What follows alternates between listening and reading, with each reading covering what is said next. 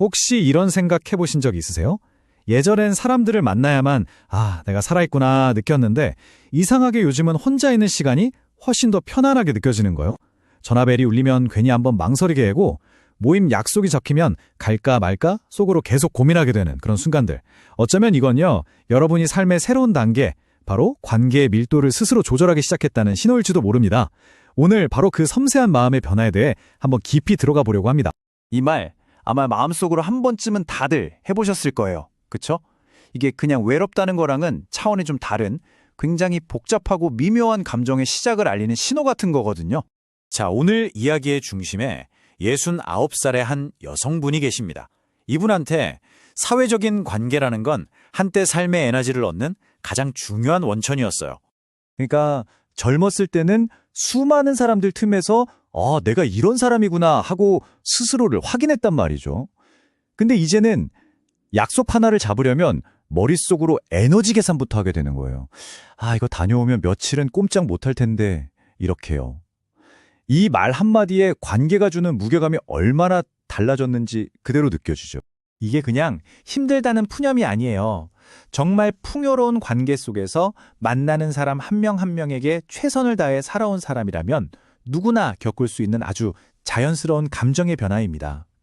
우리가 열심히 일하고 나면 번아웃이 오는 것처럼 관계에서도 일종의 사회적 번아웃이 찾아올 수 있다는 거죠. 그런데 말이죠. 이렇게 사회적인 에너지가 변하기 시작하면 자연스럽게 또 다른 감정이 스멀스멀 올라옵니다. 그건 바로 나 혹시 혼자가 되는 거 아닐까? 하는 막연한 두려움이에요. 바로 이 질문. 이게 마음 가장 깊은 곳에 있는 불안을 그대로 보여주는 거죠.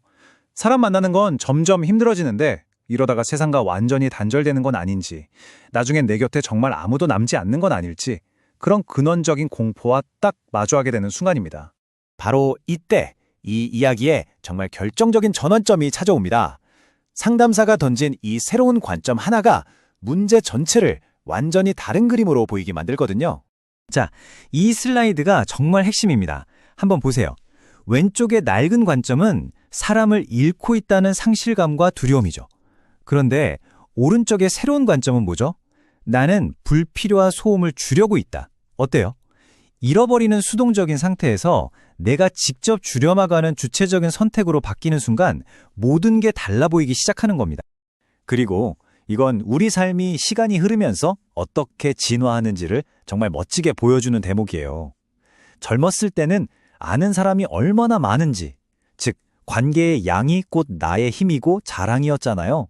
하지만 나이가 들수록 수많은 얕은 관계보다는 단 한 사람과의 깊고 의미 있는 연결, 바로 관계의 밀도가 우리 삶을 단단하게 지탱해주는 진짜 버팀목이 된다는 거죠.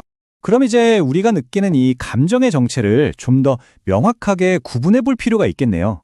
이게 과연 원치 않게 찾아온 외로움일까요? 아니면 내가 의도적으로 만든 고요함일까요? 외로움의 정의는 아주 명확해요.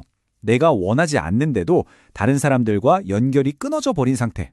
이건 나에게 그냥 일어나는 수동적이고 부정적인 경험을 말합니다. 하지만 지금 우리가 이야기하는 건 정반대의 개념입니다. 이건 사람을 무작정 끊어내는 게 아니에요. 오히려 내 삶에 누구를 더 가까이 둘 것인지 내가 능동적으로 선택하는 행위죠. 내 의지와 결정이 담겨 있다는 점에서 외로움과는 뿌리부터 다릅니다. 여성분이 깨달음을 얻는 이 순간을 좀 보세요. 이게 사람 수가 줄어드는 상실의 문제가 아니었구나. 내 인생에서 정말 소중한 사람들은 더 가까운 자리로, 그렇지 않은 관계는 자연스럽게 조금 먼 자리로 내가 지혜롭게 자리를 재배치하고 있었던 거구나 하고 깨닫는 거죠. 상담사가 건넨 이 비유가 정말 아름답지 않나요? 20살 때 즐겨 입던 옷이 40살에는 어색하게 느껴지는 것처럼 관계 역시 내 나이와 상황에 맞게 자연스럽게 변하고 진화한다는 사실을 아주 따뜻하게 받아들이게 만들어주죠. 자, 이제 거의 다 왔습니다.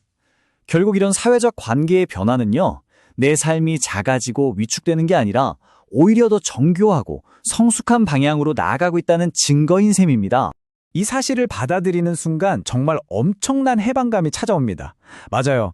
이제는 모든 사람에게 좋은 사람이 되려고 애쓸 필요도 없고 모든 모임에 억지로 얼굴을 비춰야 한다는 압박감에서도 자유로워지는 거죠. 그 대신에 그렇게 아껴둔 나의 소중한 에너지를 진짜 중요한 단 한 사람과의 깊은 대화에 온전히 쏟아부을 수 있게 됩니다. 그리고 마침내 깨닫게 되는 거예요. 시끌벅적한 10명과의 만남보다 마음이 통하는 단 한 사람과 조용히 차 한잔 나누는 그 시간이 그것만으로도 내 삶은 충분히 채워줄 수 있다는 사실을요. 여기서 우리는 아주 흥미로운 역설과 마주하게 됩니다. 내 주변에 불필요한 솜, 즉 관계의 원이 작아지면 작아질수록 역설적이게도 내 마음속 공간은 오히려 더 넓고 깊어진다는 사실 말이죠. 네, 바로 이 문장에 오늘 이야기의 모든 것을 담고 있습니다. 혹시 관계의 변화 앞에서 두려움을 느끼고 계신다면 기억하세요. 이건 뭔가를 잃어버리는 과정이 절대 아닙니다. 오히려 흩어져 있던 내 삶의 문장들을 더 명확하고 더 아름답고 그리고 무엇보다 가장 나답게 다듬어가는 과정이니까요. 당신은 지금 당신의 인생을 가장 정확하게 써내려가고 있는 중입니다.